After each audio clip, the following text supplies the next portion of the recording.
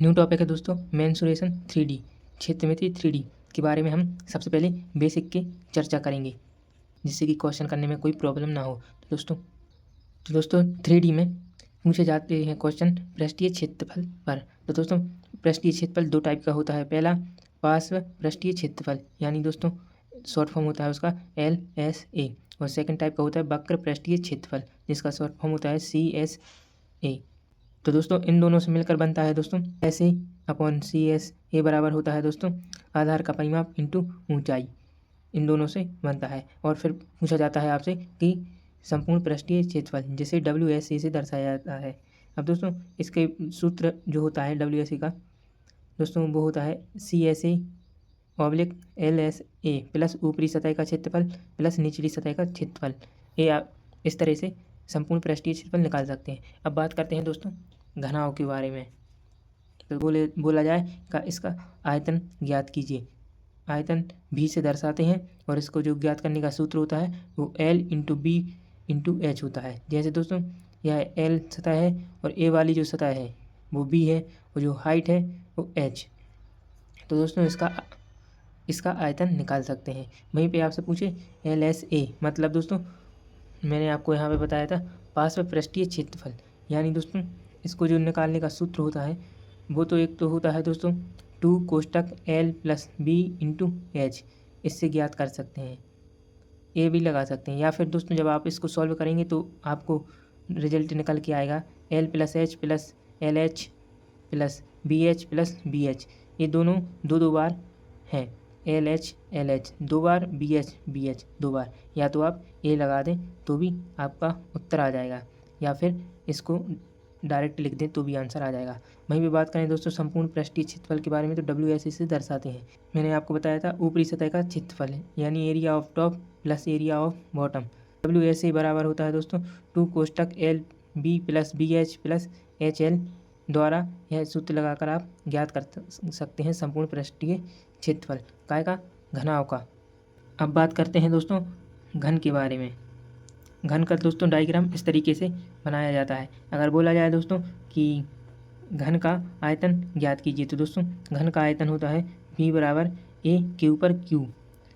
इस सूत्र से आप इसका आयतन ज्ञात कर सकते हैं। वहीं पर बोला जाए पार्श्व पृष्ठीय क्षेत्रफल यानी दोस्तों LSA के बारे में 4A², क्योंकि दोस्तों आपको पता है 4 भुजाएं हैं 1 2 3 और ये 4, ये 4 भुजाएं पार्श्व पृष्ठीय क्षेत्रफल होते हैं। और वहीं पे बोला जाए आपसे संपूर्ण पृष्ठीय क्षेत्रफल के बारे में WSA ज्ञात करें तो दोस्तों इसका WSA होता है 6A² से आप इसका संपूर्ण पृष्ठीय क्षेत्रफल ज्ञात कर सकते हैं घन का। और वहीं पे विकर्ण के बारे में बात करें तो दोस्तों विकर्ण को D से दर्शाते हैं और D बराबर होता है √3 A से इस वाले सूत्र को लगाएंगे तो घन का आप विकर्ण ज्ञात कर सकते हैं। क्वेश्चन है हमारा कि एक आयताकार डिब्बे की 3 निकटतम सतहों की लंबाई क्रमशः 12 सेंटीमीटर, 15 सेंटीमीटर स्क्वायर और 20 सेंटीमीटर स्क्वायर है, तो उस डिब्बे का आयतन ज्ञात करें। तो दोस्तों आपके लिए 3 सतहें हैं। यह एक चित्र इस तरह का आपको चित्र बना देना है। 3 सतहें 1 2 और 3।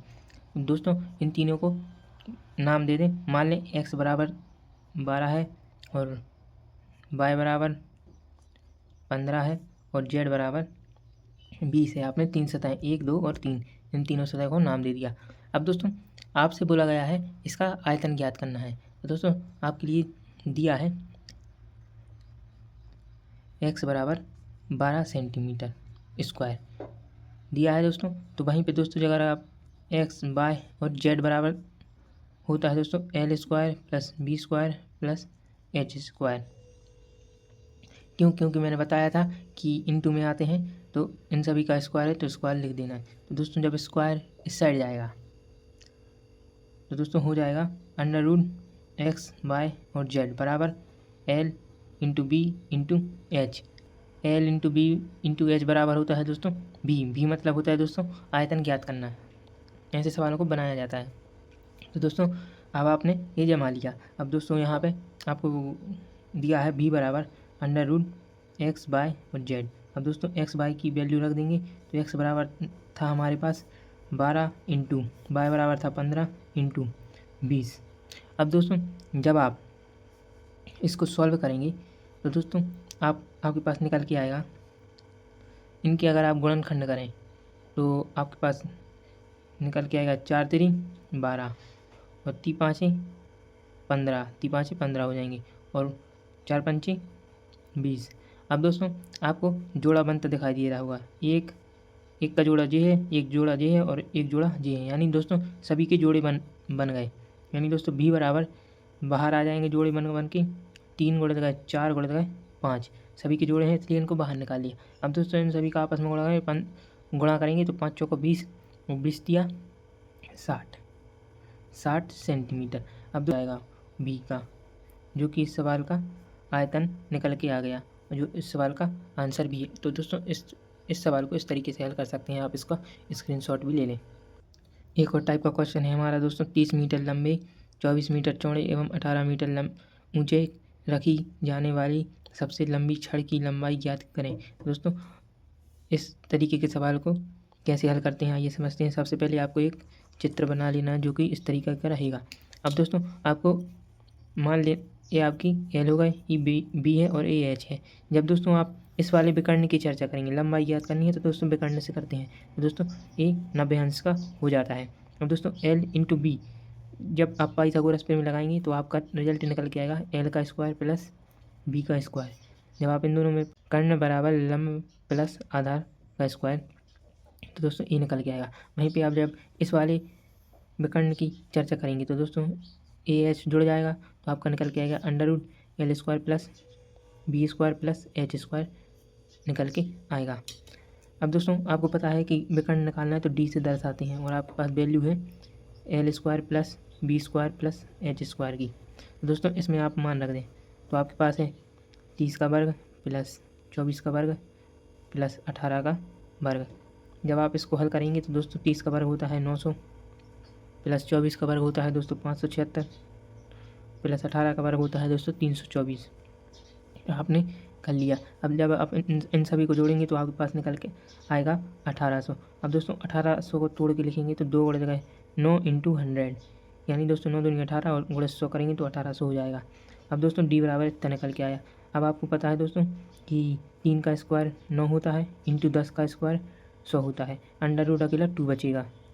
जब आप इसका गुणा करेंगे तो 30 अंडर रूट 2 सेंटीमीटर बचेगा, जो कि इस सवाल की लंबाई माने छड़ की लंबाई होगी 30 अंडर रूट 2 सेंटीमीटर, जो इस सवाल का आंसर रहेगा।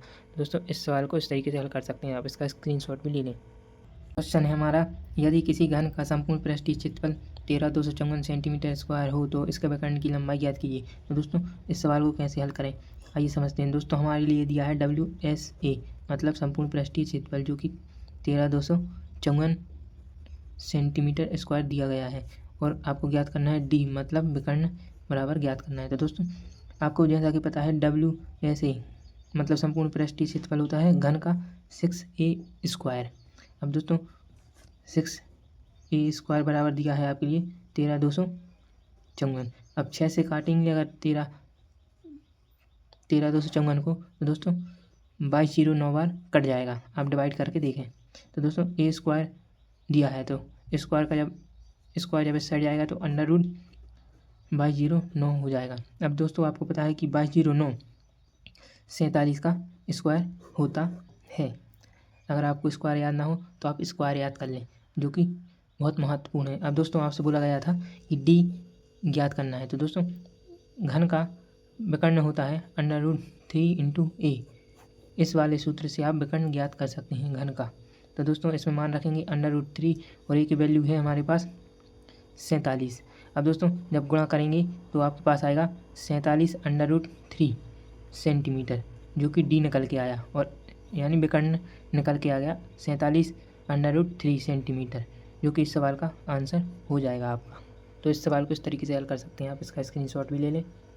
दोस्तों क्वेश्चन है हमारा, यदि किसी घन का संपूर्ण पृष्ठीय क्षेत्रफल 1176 सेंटीमीटर स्क्वायर है तो इसका आयतन ज्ञात करें। तो दोस्तों हमारे लिए दिया गया है WSA बराबर 1176 सेंटीमीटर स्क्वायर। अब आपको पता है कि WSA का सूत्र होता है 6A स्क्वायर। अब जिसके बराबर दिया है आपके लिए 1176, 6 से काटेंगे तो 196 बार कट जाएगा दोस्तों। ए स्क्वायर बराबर 196। अब दोस्तों इस साइड चला जाएगा स्क्वायर तो अंडर रूट 196। अब आपको जैसा कि पता है कि 196 है जो वो 14 का स्क्वायर होता है।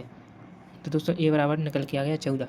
अब आपसे पूछा गया था कि इसका आयतन ज्ञात करना है। तो दोस्तों आयतन ज्ञात करने के लिए घन का भी बराबर होता है ए क्यू, जो जिससे आप आयतन निकाल सकते हैं। तो दोस्तों यहाँ पे 14 का क्यू करेंगे तो दोस्तों इसका क्यू होता है 2744 सेंटीमीटर क्यूब, जो कि इस सवाल का राइट आंसर होगा। आपको क्यू याद ना हो तो आप क्यू भी याद कर लें।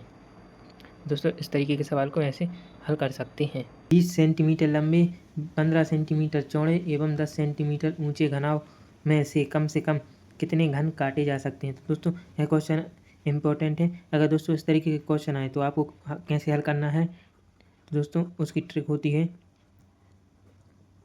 जैसे दोस्तों आपको दिया है 20, 15 और 10।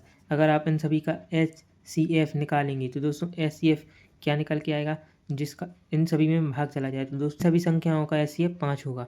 अब दोस्तों आपको क्या करना है, 20 गुणित 15 गुणित 10 बटे दोस्तों 5 इंटू 5 इंटू 5, 3 संख्या है तो 3 बार लिख लेना। 5 से काटेंगे तो दोस्तों 4 बार, 5 से काटेंगे तो 3 बार और 5 से काटेंगे तो 2 बार। अब दोस्तों इन सभी का आपको आपस में गुणा कर देना है। तीचों को 12, 12 दूनी 24। तो दोस्तों 24 घन होंगे इस घनाव में, जो कि इस सवाल का राइट आंसर होगा। दोस्तों इस तरीके का क्वेश्चन आए तो उसको इस तरीके से हल कर सकते हैं आप।